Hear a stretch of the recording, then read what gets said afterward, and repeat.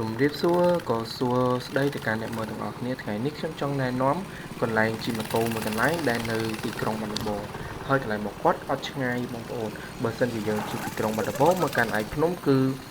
ចំណាយពេលត្រឹមតែ20នាទីតែប៉ុណ្ណោះគឺយើងមកដល់កន្លែងជិះម៉ូតូ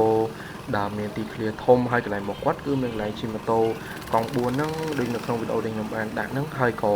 មានដូចជាឡានអង្គុយឡើង2 3កន្លែងបងប្អូនមិនមានតែមួយកន្លែងហើយកន្លែងរបស់គឺគិតតែបើកអញ្ចឹងបើសិនជាបងប្អូនណាចង់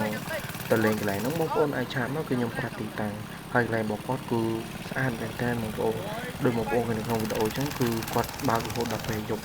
ចឹងបើសិនជាបងប្អូនណាគាត់មានតម្រូវការថាចង់នាំកូនទៅលំហែកាយឬក៏បងអូនណាចង់នាំគ្នាទៅលំហែកាយអត់ដឹងថាទៅណាគឺអាចមកកន្លែងលេងកន្លែងនេះបានហើយកន្លែងរបស់គាត់គឺមានទីតាំងស្រួលបងប្អូនបើសិនជាយើងជិះពីបាត់ដំបងទៅឯកភ្នំគឺកន្លែងរបស់គាត់នៅខាងឆ្វេងដៃគឺនៅម្ខាងទៀតហើយកន្លែងរបស់គាត់បើសិនជានិយាយវិញគឺមានទាំងកន្លែងញ៉ាំអីទាំងកន្លែងជិះម៉ូតូកំសាន្តហ្នឹងបងប្អូនដូចបងប្អូនបានឃើញនៅក្នុងវីដេអូអញ្ចឹងខ្ញុំចង់ឲ្យបងប្អូនស្ដាប់ហើយនឹងមើលវីដេអូនៃការជិះម៉ូតូគឺសប្បាយមែនតើកប់តែម្ដង